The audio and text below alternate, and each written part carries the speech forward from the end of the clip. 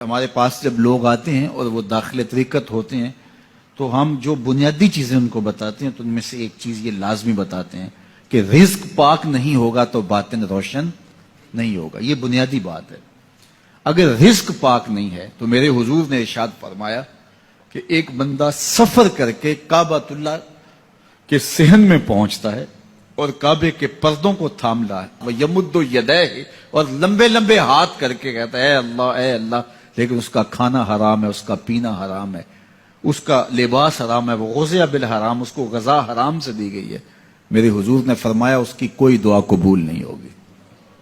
سفر کیا, جنگل پہاڑ کاٹے, سمندروں کو پاٹ کر کے آگے گیا, ہواؤں کے کلیجے چیر کے آگے بڑھا, مہینوں کی مسافتیں طے کر کے گیا اور کعبۃ اللہ کے سامنے کھڑا ہے, سین حرم میں مطاف میں کھڑا ہے, لیکن اس کا جسم حرام سے پلا ہے. اس نے جو پہنا ہے اس لباس کا تانا یا بانا حرام کا ہے, اس کو غذا حرام کی دی گئی ہے, اس نے پیا حرام کا ہے, اس نے کھایا حرام کا ہے, تو پھر اس کا یہ سارا سفر رائے گاں چلا جائے گا, اس کو کچھ نصیب نہیں ہوگا.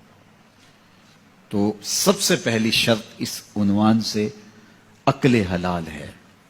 اس کے بعد پہ صدق مقال ہے کہ آپ کی زبان جھوٹ نہ بولے.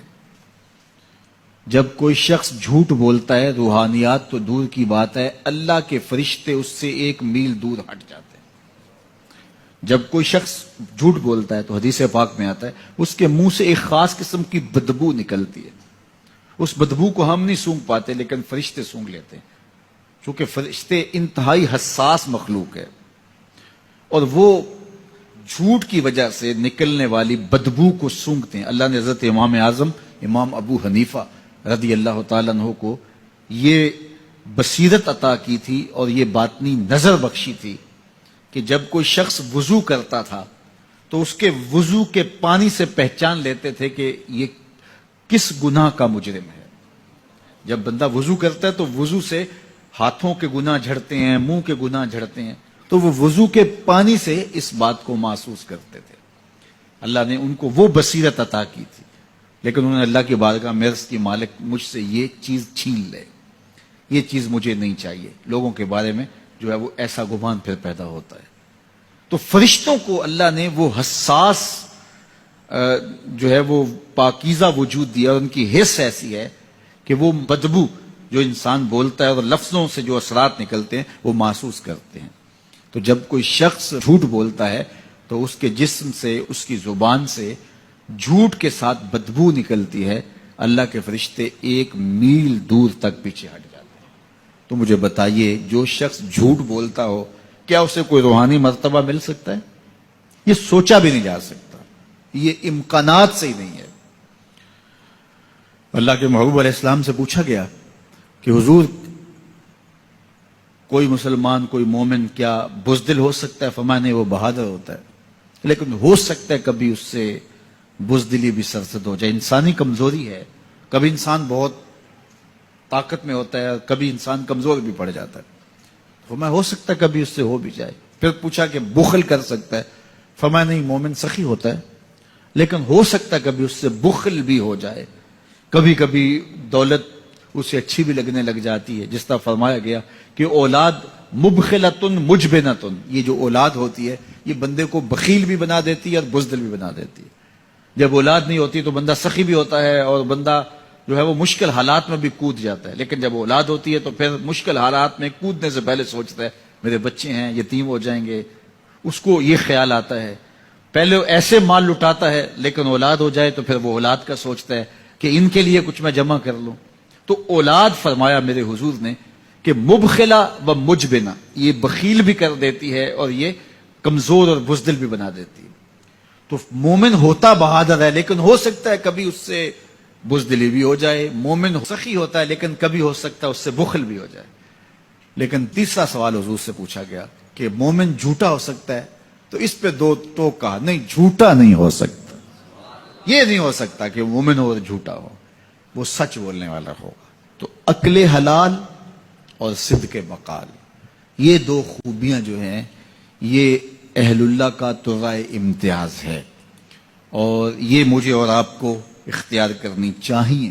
حضرت خلیل اللہ جب وادی غیر ذی زرع میں سیدہ ہاجرہ اور ان کے معصوم نونہال کو چھوڑ کر کے جانے لگے. ایسی وادی جہاں حیوانی وجود بھی نہیں تھا، نباتات بھی نہیں پائے جاتے تھے، پانی کا ایک قطرہ بھی دستیاب نہیں تھا. کالے سیاہ محیط پہاڑ جیسے فولاد پگھلا کے ڈال دیا ہو. وہ وادی جہاں دن کو بھی خوف آئے، وہاں حضرت ہاجرہ نے راتیں بھی گزاری. کتنا دردناک لمحہ تھا. جب سحری کا وقت ہوا، حضرت خلیل اللہ دعائیں دے کے رخصت ہونے لگے. حضرت ہاجرہ سلام اللہ نے آگے بڑھ کے اپنے شوہر نامدار کا دامن پکڑ لیا. تمسکت بعصیالہ، دامن پکڑ کے بولی، میرے شوہر نامدار، اس محیب وادی میں، اس پہاڑوں کے دامن میں جہاں دن کو بھی خوف آئے، نونہال معصوم کے ہمراہ مجھے چھوڑ کے کہاں جا رہے ہو؟ حضرت خلیل اللہ نے کوئی جواب نہیں دیا. پھر قدم اٹھایا تو زوجہ نے پھر دامن پکڑا، پھر وہی سوال، پھر کوئی جواب نہیں آیا. تیسری مرتبہ دامن پکڑا، خلیل اللہ کی جانب سے کوئی جواب نہیں آیا. تو خاتون خود بولی، کیا اللہ کا حکم تو نہیں؟ تو حضرت خلیل اللہ نے کہا، نعم، ہاں اسی کا حکم ہے. حضرت ہاجرہ نے دامن چھوڑ دیا، کہا جائیے، خیر سے جائیے، اگر اس کا حکم ہے وہ ہمیں ضائع نہیں ہونے دے گا. جہاں دن نہیں گزارے جا سکتے تھے، پھر اس خاتون نے وہاں راتیں بھی کاٹی. وہ وادی جس میں وحشت بھی قدم رکھتی تھی ڈر ڈر کے، جہاں پھرتے تھے آوارہ تھپیڑے بادے سر سر کے، جہاں پر گھاس اگتی ہے، جہاں نہ پھول کھلتے ہیں، مگر وہ سرزمین ہے آسماں بھی جھک کے ملتے ہیں. اپنی پاک باز بیوی اور نونہال بیٹے کو چھوڑ کے حضرت خلیل اللہ دعائیں دے کے رخصت ہو گئے. تھوڑا سا توشہ تھا، 2-1 دن کے بعد ختم ہو گیا. پھر ماں کی چھاتی سے دودھ بھی خشک ہو گیا. نونہال پیاس سے تڑپنے لگا. ماں تو پھر ماں ہوتی ہے. تڑپتی ہوئی ممتا کا دل بے قرار ہوا. ایک پتھر کے سائے میں معصوم اسماعیل علیہ السلام کو لٹایا اور پانی کی تلاش میں جبل صفا پہ چڑھی. اطراف میں آسمانوں کی طرف دیکھا، کہیں کوئی پرندے اڑتے دکھائی دیں اور پانی کا نشان ملے اور میں وہاں سے بیٹے کے لیے 2 بوند لے آؤں، لیکن کچھ دکھائی نہیں دیا. تا حد نظر پھیلا ہوا آسمان ہی آسمان ہے اور پہاڑ ہی پہاڑ نیچے دکھائی دیتے ہیں. پھر مروہ پہ آئیں. درمیان میں نشیبی جگہ تھی، وہاں بیٹے کا من موہنا چہرہ دکھائی نہیں دیتا تھا. دوڑ کے گزری اور جا کے صفا پہ گھوم کے دیکھا، کچھ نظر نہیں آیا.